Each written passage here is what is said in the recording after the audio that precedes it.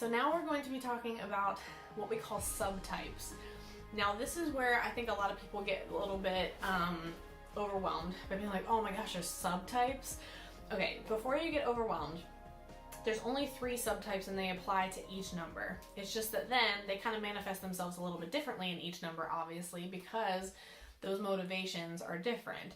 But I don't want you to get too overwhelmed in like, okay, 1 has 5 different subtypes, but then 3 has 4 different subtypes, and then, there's 3 subtypes for just in general, and then they just apply differently to each number.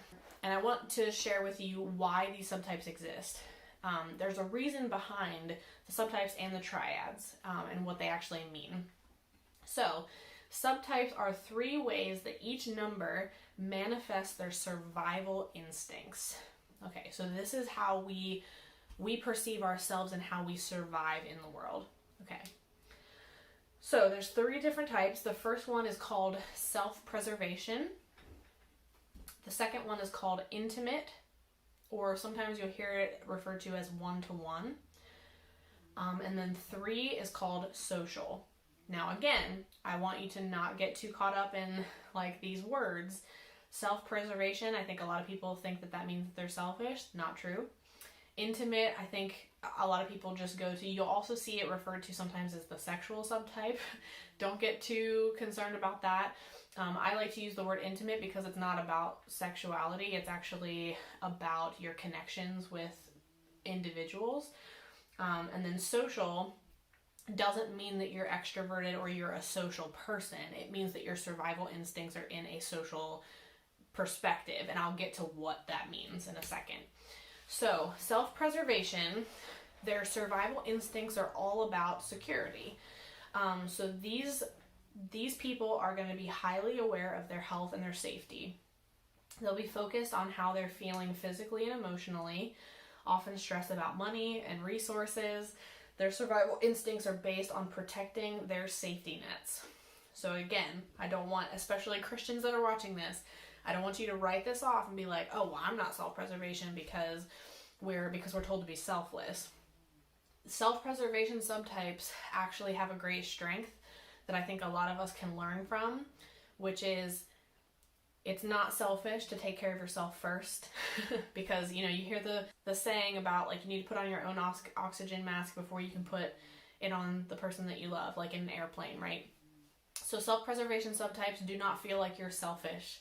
Okay, you're taking care of yourself, and that is actually a good virtue to have, because taking care of yourself means that you can then be a better person for those around you. Now, there's obviously pitfalls and some cautions about each of these subtypes, but just don't think that you're being selfish, and don't write it off that you're a self-preservation subtype just because it sounds that way, because it's not. All right, the intimate subtype.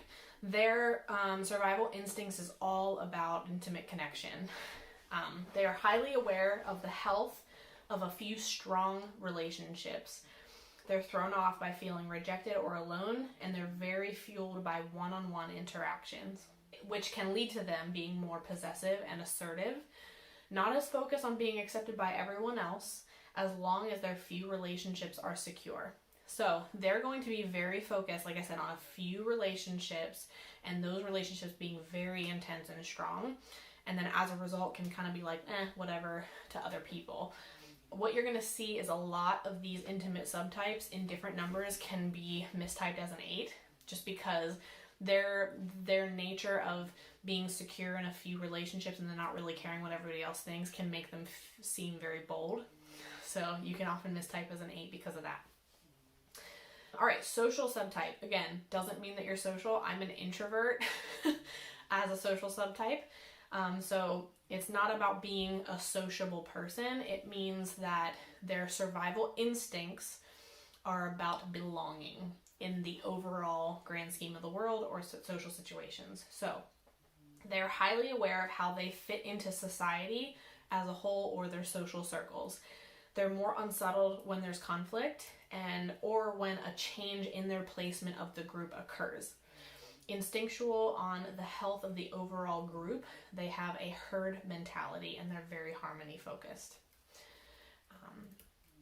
All right, so let's look at what these look like in each type. So again, these three subtypes apply to each number, and it's just, again, just how that survival instinct applies in combination with that motivation. So type 1, the reformers. Self-preservation ones, their inner critic will be harsh on themselves way more than on other people. They'll be more disciplined in areas of money, health, etc. Highly anxious or highly self-controlled, one or the other. They're often called the 6-1 because they worry a lot. So again, when you're kind of looking at this, the self-preservation subtype is very inward focused. Intimate is very inner circle around you focused, and social is very outward focused. Okay, so the inner critic is going to be very inward in the self-preservation subtype and will come out to other people less. The intimate subtype 1, since less concerned about their overall acceptance, they will feel more secure and bold, and expressing their reforming nature to those around them can often mistype as an 8. The social subtype 1, this is the counter type. So each one is going to have a counter type, which means that the subtype of that number will seem a little bit contrary to their motivation, which means that they can feel a little bit conflicted and like, oh, well, I know that my motivation is this, but sometimes it doesn't manifest itself outwardly in that way. So again, it's all about your inner motivations. So the social subtype 1 is the counter type. They're often called the teacher 1 because they will take their perfectionistic angst outward to use it to teach others how to do things the right way. They will be focused on how they fit in, therefore will feel conflicted with being critical but also being liked. All right, so 2s, the helper. Self-preservation 2s will be more endearing to get their needs met. As a result, usually very likable. This is the counter type because it will help them have stronger boundaries around their needs. So 2s are very outward focused. Self-preservations are very inward focused. That's why it's the counter type. But that will just help those 2s have more boundaries for their own needs. Intimate subtype 2s will be focused on being needed and loved by the few people that they want it from, resulting in becoming the end-all be-all to those people. They will struggle with boundaries, and hearing no can feel like a rejection to them. All right, so their helping nature will be only to the few people as the intimate subtype, but as a result, they'll put all their intensity into those relationships. Social subtype 2s will feel loved by being the center of or important in their community groups. They'll be more assertive and visionary. They know how to work a room and be the glue of their circles. Often give more than they can bargain for, therefore can easily burn out. Not usually mistyped, as this is kind of the classic 2. The social subtype 2 is very outward, which means that they are very, very like people-pleasing to the most amount of people around them. All right, type 3, the achiever. Self-preservation 3s are actually the counter type because, again, 3s are very outward focused in being liked and accepted. Self-preservations are more inward and self-focused. So they will most likely be the ones that will boast about their strengths, but for their own inner gratification. Will struggle the most with their image, likability mattering a lot to them for their inner confidence. The intimate subtype 3, their competitive nature is geared toward the acceptance of the few people that they love and not really anyone else. These subtypes won't care about your liking to them if they don't like or respect you first. Success-driven nature is more conditional to who we're talking about. The social subtype 3 will want to provide success to those that they lead or are associated with to make them all look good. More defensive in criticism or failure because of how it makes them look to those around them.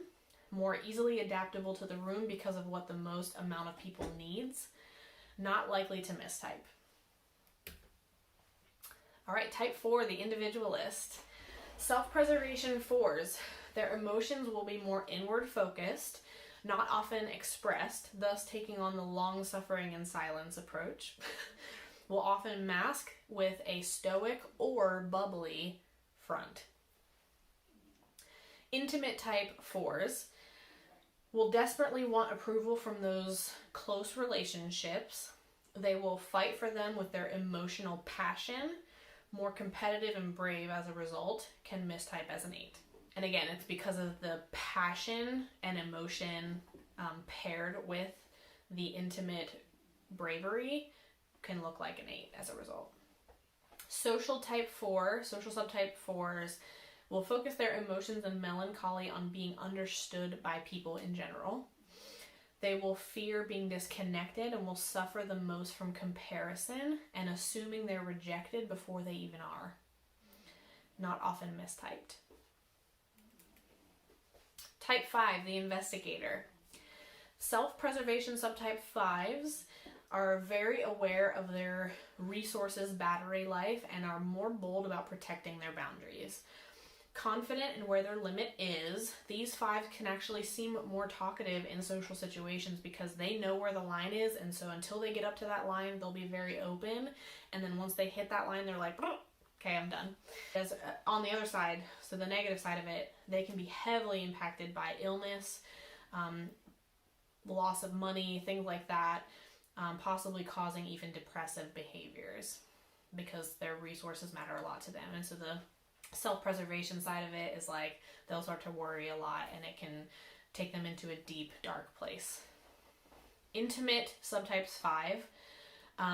This is the counter type because 5s are a little bit more detached. Intimate subtypes are more intimately connected. So counter type.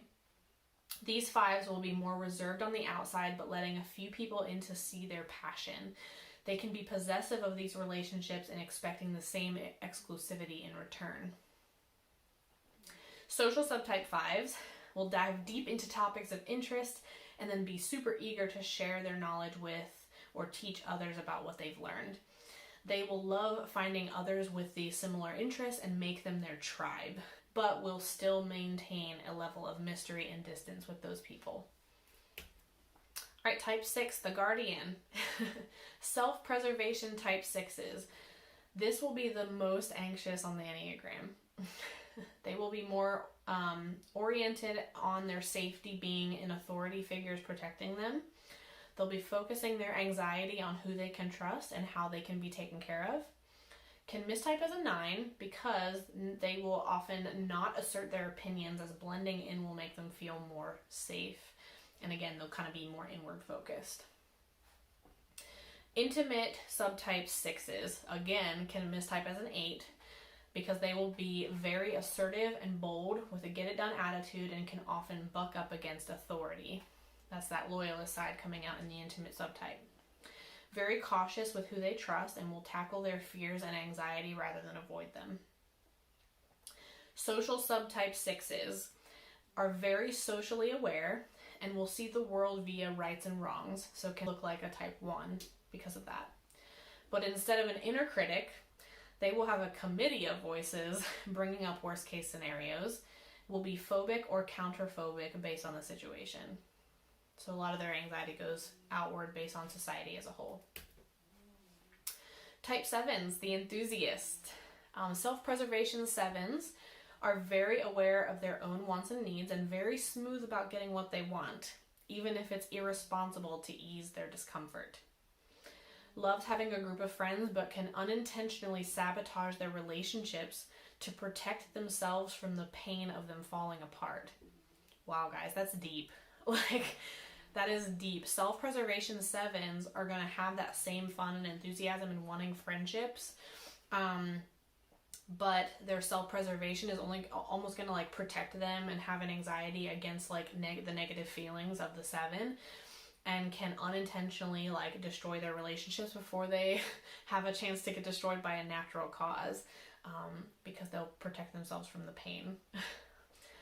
Type 7 intimate subtypes will often get confused with 4s because of their creativity, their daydreaming, and deep nature. So again, the intimate subtype is very passionate, more assertive and not afraid with going after what they want, always moving and trying new adventures. The key relationships are important to this 7 to be just as excited about the world of possibilities as they are. So, intimate subtype 7s are going to still be very spontaneous and adventurous, but there are few people that they are like intimate with. It's going to be very important to these sevens that, hey, I'm really excited about going on this adventure, but like I need you to come with me. Like I need you to be excited about this too. Social subtype sevens are the counter type. Because sevens are often focused on their happiness, where social sevens are going to take that outward and focus their happiness energy on others rather than themselves. This can often make them mistype as a 2. But that temptation still knocks at the door, and the stress 1 will come out more in this type, trying to keep their wants in check. All right, type 8, the challenger. Self-preservation 8s are going to be strong, confident, and take no crap. They will make decisions more easily as they'll be confident in what they want. They will want to control their inner world more, keeping their emotions and the teddy bear underneath in check. Will hate appearing weak and can be very defensive as a result. Intimate subtype 8s are sometimes described as the rebel, because they will feel easily betrayed, and they will believe that being open about their feelings, people will notice their importance. Can often look like a 4 because these expressions are perceived as emotional and vulnerable. Social subtype 8s are the counter type. They will use their power and strength to protect and serve others around them. Usually whole group focus. So these are usually your justice warriors, because they're going to take their like strength and their justice seeking in nature outward to the most amount of people. And they can also sometimes look like a 2. Type 9, the peacemakers. Self-preservation 9s will have a high priority on the things that bring them peace, such as boundaries, sleep, hobbies they love, and saying no. This priority on self-care can come across as selfish, so they struggle with keeping peace against that mentality while still keeping their tank full. When I say that can come across as selfish, it comes across as selfish to them. Intimate subtype 9s. This one is different, actually. Intimate subtypes 9s usually don't focus on like several intimate relationships. They will usually fully merge with one person. So this doesn't always apply. Like I said, don't just kind of discount this, because if you might do this with 2 or 3 people, okay. But intimate subtype 9s usually fully merge with one person to feel security and identity. They will go along with what that person wants because that's what they think they want, and can even mistype as that person's number. They will feel less conflict this way because they won't feel responsible for any strife that happens, because they'll be like, oh, well, I was just going with what that person wanted. So 9s are mergers with other people, hence which makes them a mediator, a good mediator. But an intimate subtype will usually merge with one person. That's very important to them.